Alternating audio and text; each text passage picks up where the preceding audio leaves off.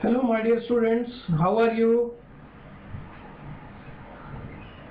On today I am going to present sense of hearing under the heading of special sense. This is hearing part 1 lecture. In future I am going to upload the subsequent parts. In this part of lecture, these are our learning objectives.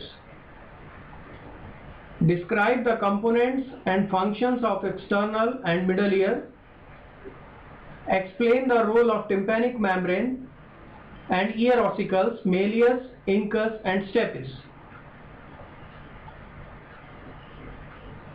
Introduction. Hearing or audition involves the transduction of sound waves into electrical energy, which then can be transmitted in the nervous system towards the brain. The auditory system is comprised of three components: outer, middle and inner, all of which work together to transfer sounds from environment to the brain. Parts of hearing apparatus.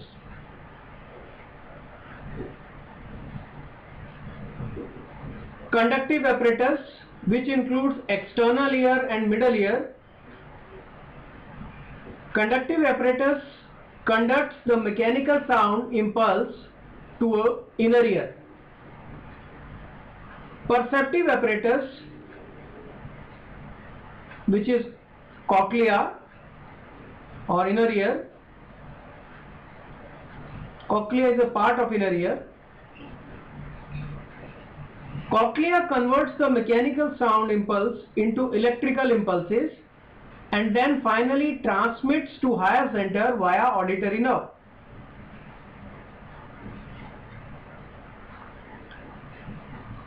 This is our auditory apparatus or ear. It includes external ear, begins from ear pinna and external auditory meatus. Then middle ear, composed of tympanic membrane and three ear ossicles, and then inner ear composed of the cochlear and the vestibular subdivision. Vestibular subdivision is basically responsible for balancing, and the cochlear subdivision is basically involved in sense of hearing. So let us begin structure of external ear. The first part of external ear is known as pinna or auricle. Functions of pinna: number 1, it protects the entrance to ear canal. It contributes to our ability to locate sound. In some animals, the ear can be moved like radar antennas to seek out the sound. Means some animals, they are having movable ear pinna, which is helpful in localization of sound. But in human beings, because ear pinna is immovable, so the localization part is less addressed.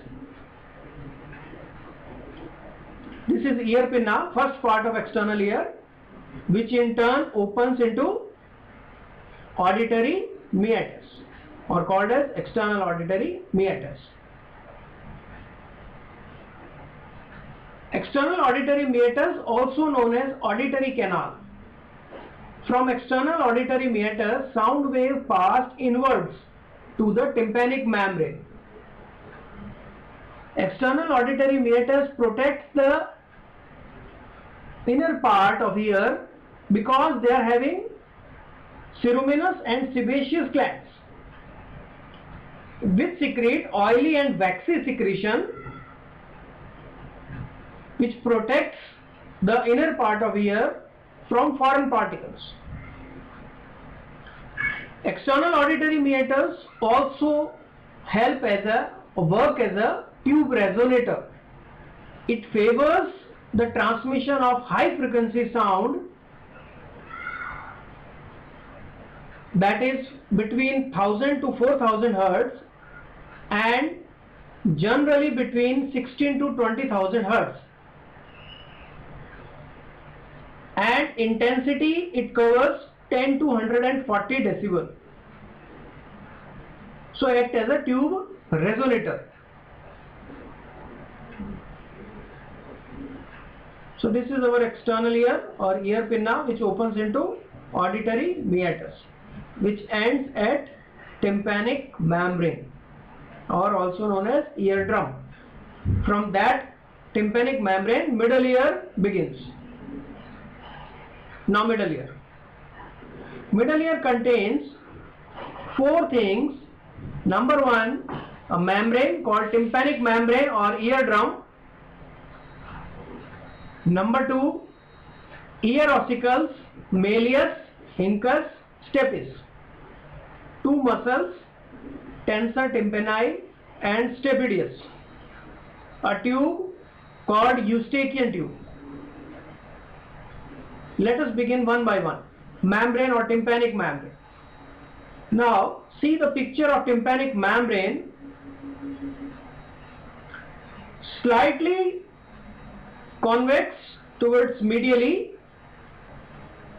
This is tympanic membrane, or also known as eardrum, which separates external ear from middle ear. On the opposite side of middle ear, there is an oval window and a round window. Basically, they lies between middle ear and inner ear, and tympanic membrane lies between external ear and middle ear. Eustachian tube. The middle ear is an air-filled cavity. Air-filled cavity in the temporal bone that opens via Eustachian tube, also known as auditory tube, into nasopharynx. See in this diagram, this is our middle ear, which is air-filled cavity, opens via Eustachian tube into nasopharynx. This tube is about 4 cm long. Its diameter is 3 times larger at the nasopharyngeal opening. At this part, it is larger, opening is wider, and the length is 4 centimeters. In children, the length is comparatively less, as well as less in the curvature in the children. But in adult, the length is 4 centimeters. This tube is usually closed.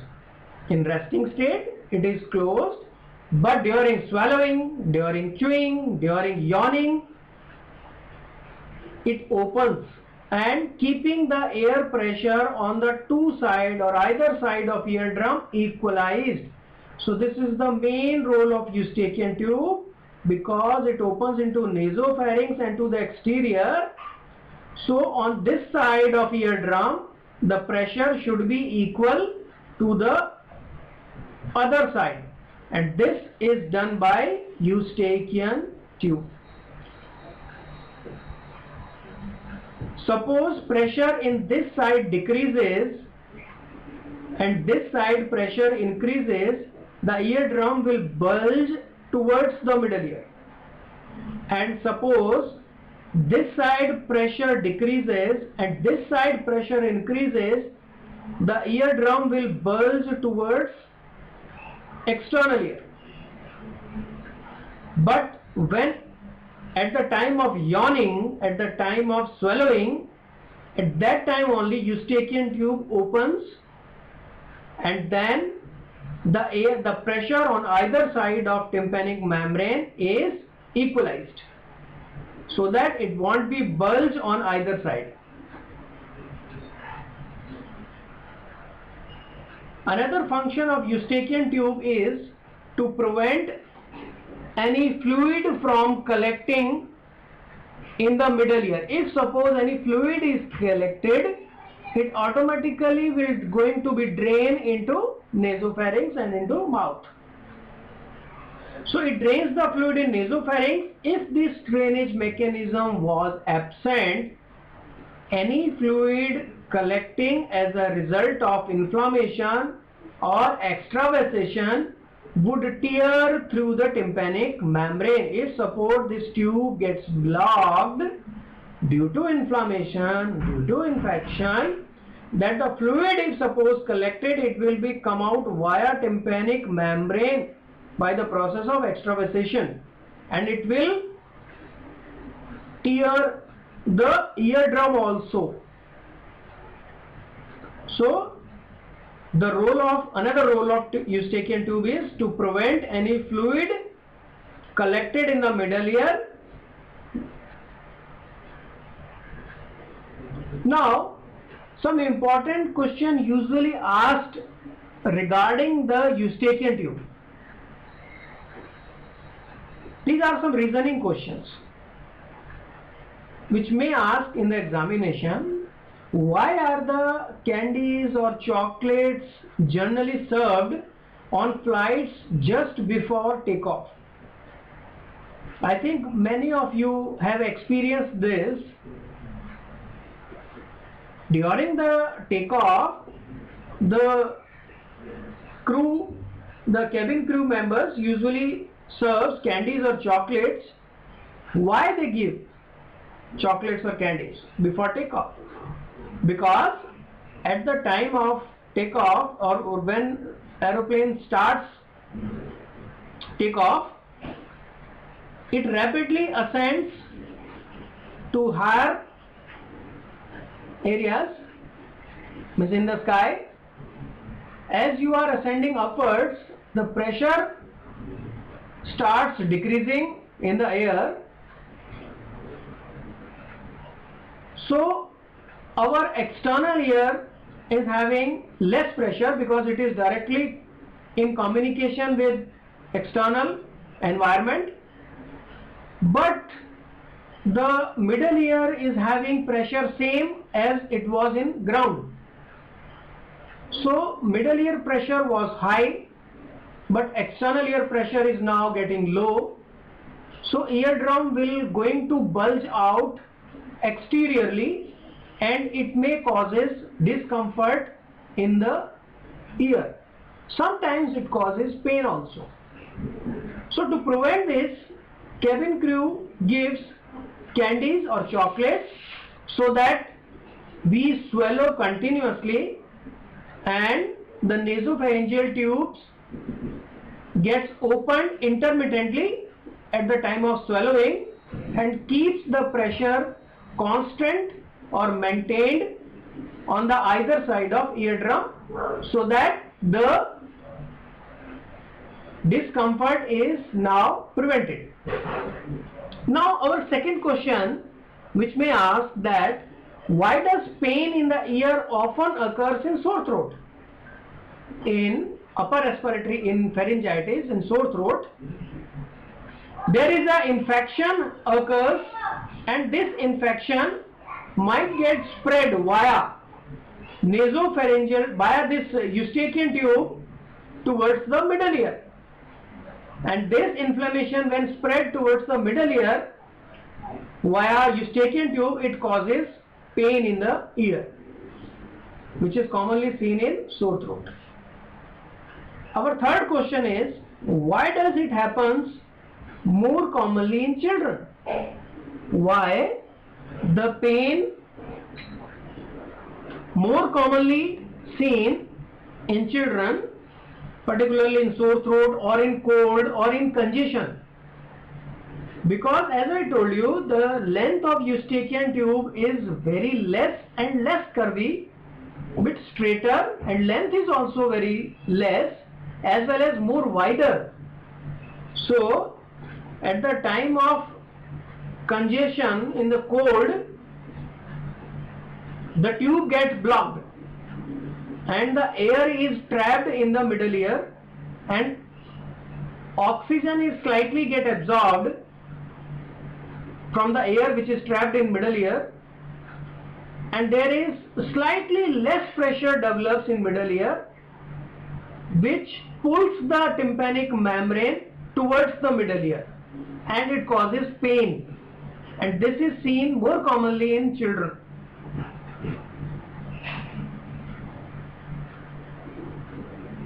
Now the third structure of middle ear is ear ossicles. There are three ear ossicles: malleus, incus and stapes. They are located in middle ear. This is malleus, which is hammer shaped, incus, which is anvil, and stapes, which is also known as strips. Okay, so these ear ossicles, इनको याद रखने के लिए आप याद रख सकते हैं malleus का M, incus का I and stapes का S. So M-I-S, ठीक है, M-I-S, miss. So these ear ossicles are present in middle ear. They have very important role. So first of all, the arrangement of these ear ossicles. So first ear ossicle is our M. M is malleus. The handle of malleus, first ear ossicle, malleus, is attached to the back of tympanic membrane. This is tympanic membrane. At the back of tympanic membrane, the handle of malleus is attached, and the head is attached to the wall of middle ear, and its short process, this short process is attached to next ear ossicle, which is incus. See in this picture, this is handle of malleus, short process is attached with the incus. This is short process which is attaching to the incus. The incus is the middle ear ossicle or second ear ossicle, which articulates the lower part is articulate with the third ear ossicle, which is stapes.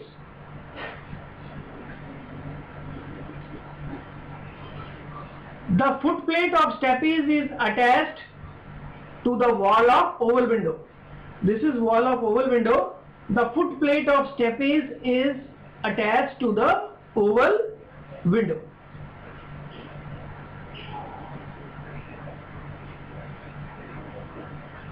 See the entire picture of ear ossicles. This is external auditory meatus, tympanic membrane, then the handle of malleus is attached with tympanic membrane, malleus is attached with or articulated with the incus, and then incus is articulated with the stapes, and the foot plate of stapes is attached with the oval window. Below the oval window there is another window called round window. ठीक है, upside the oval window. This is the inner ear. The upper part is related with the balancing called vestibular part, and lower part is, which is snail shaped, it is related with hearing. It is called as cochlea. Now there are some middle ear muscles. The fourth component of middle ear, the middle ear muscles. There are two muscles present in middle ear. These are tensor tympani and stapedius. Tensor tympani is attached with the one end is attached. This is tensor tympani. One end is attached with the malleus, the base of malleus, and other end is attached at this place. Second is stapedius. On the one side it is attached with the stapes, and other side is attached with the temporal bone. Now contraction of tensor tympani pulls the handle of malleus medially and decreases the vibration on tympanic membrane. If this handle pulls medially, it will decrease the vibration of on tympanic membrane. Now contraction of stapedius pulls the foot plate of stapedius out of oval window, means towards lateral side, out of oval window. So it again decreases the vibration over oval window. So when both muscles are contracted, they decreases the vibration from 30 to 40 decibels.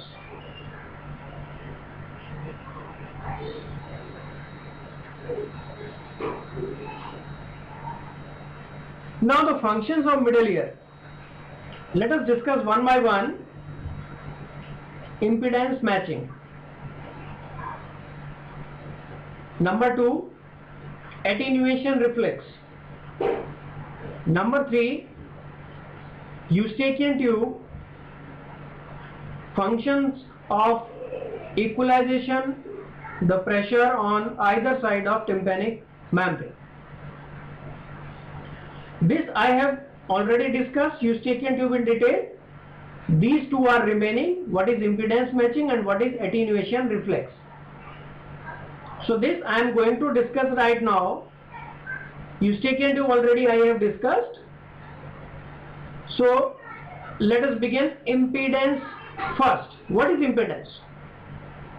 Impedance is defined as resistance offered by a medium for transmission of sound. Like say for example, if person is inside the water, he is unable to hear the sound because sound cannot move or hits the water surface and it gets reflected. Majority of sound is get reflected. So person is unable to hear the sound when he is inside the water because of that impedance.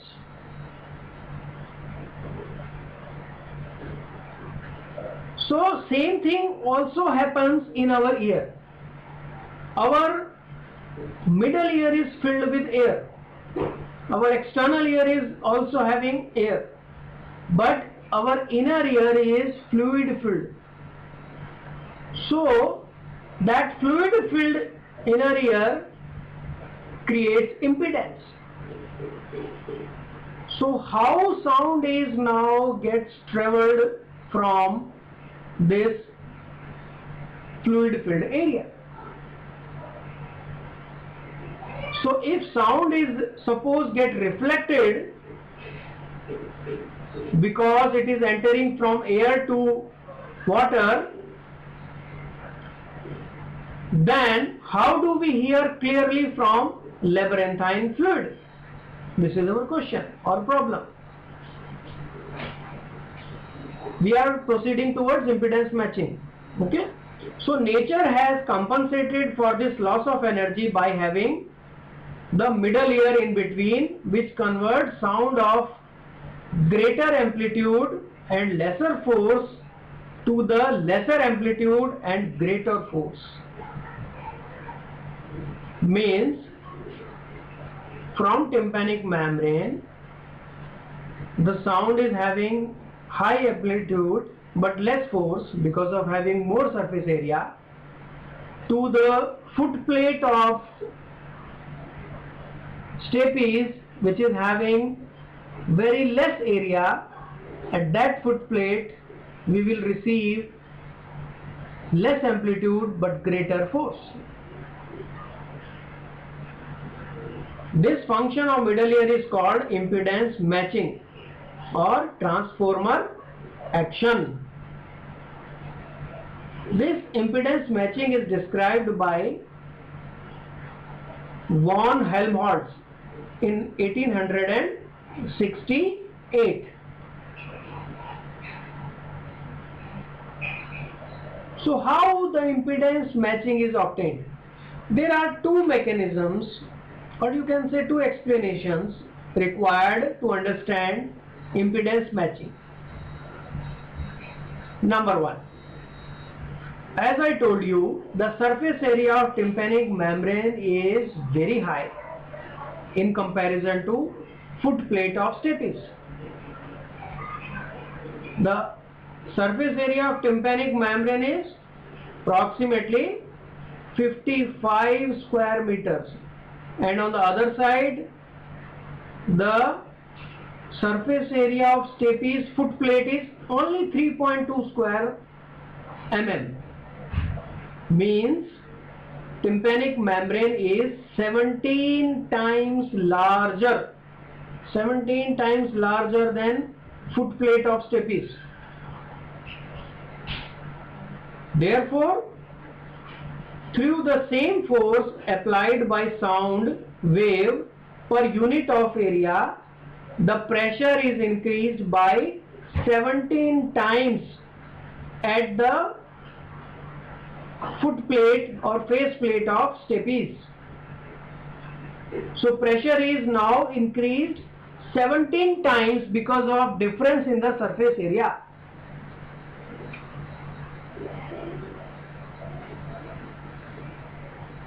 And number 2, our ear ossicles, malleus, incus and stapes in chain, they act as a lever system, which does not increase the amplitude of movement, but it increases the pressure. Because of that lever system, it further increases the pressure at foot plate of stapes by 1.3 times.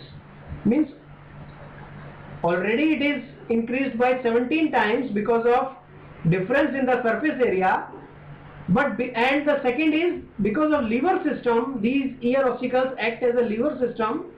It further enhances the pressure via 1.3 times. So collectively, if you multiply these two figures, finally we achieve the rise in the pressure at foot plate of stapes 22 times, and this increase is now sufficient. This 22 times rise in pressure because of these two mechanisms done by ear ossicles and the difference in surface area of tympanic membrane and foot plate of stapes. This 22 times increase is now sufficient to overcome the impedance provided by fluid present in inner ear. Therefore, it creates vibration in the fluid of inner ear. This mechanism is called impedance matching. So pressure rises 22 times by two mechanisms in middle ear. Now, after impedance matching, the second thing is attenuation reflex, also known as tympanic reflex. It is protective reflex. Why it is protective? Sometimes you have seen that there is loud sound if occurs in very close to our ear. This attenuation reflex prevents the damage to eardrum, to our eardrum as well as inner ear, with the help of this attenuation reflex. When very loud sound is transmitted through ossicular system to CNS, a reflex is initiated, but only thing you want to remember is the latency. It is bit slower, means having latent period of 40 to 80 milliseconds. What this reflex do? This reflex causes contraction of tensor tympani and stapedius muscles. मैंने आपको बताया था दो skeletal muscles भी होती है middle ear में, एक है tensor tympani, second is stapedius. These both muscles gets contracted when person exposed to loud sound. And what will be the result after contraction of these two muscles? Contraction of tensor tympani muscle pulls the malleus inwards, as a result of which it pulls the tympanic membrane inwards. On the other side, stapedius also contracts, which pulls stapes inside and pulls the oval window inside. So as a result of contraction of these two, this ossicular system becomes rigid.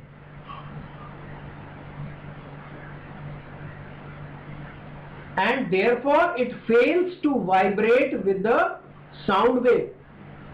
Thus the sound is not allowed to enter as it is into inner ear, and it is attenuated or intensity is reduced by 30 to 40 decibels. Okay, this is attenuation reflex done by tensor tympani and stapedius muscle contraction when person exposed to loud sound. Advantages of attenuation reflex. Attenuation reflex occurs when loud sound enters into ear, so it reduces the intensity.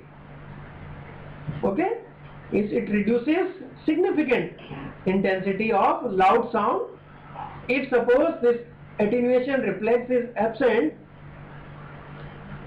it can put very bad effect over tympanic membrane as well as over our inner ear.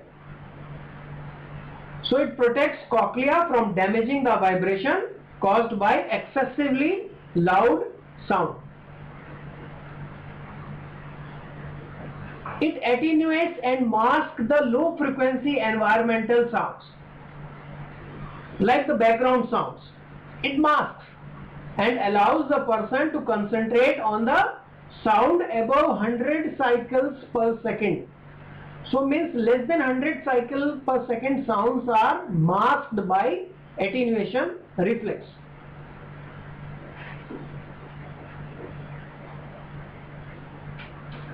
When a person is talking loudly, it decreases the person's hearing sensitivity to its own speech. Because of that attenuation. Only thing is that it is slightly low, means very sluggish. Latency is 40 to 80 milliseconds. So if sudden loud sound occurs very close to ear, then it is sometimes unable to prevent the damage to cochlea, because of having latency of 40 to 80 milliseconds.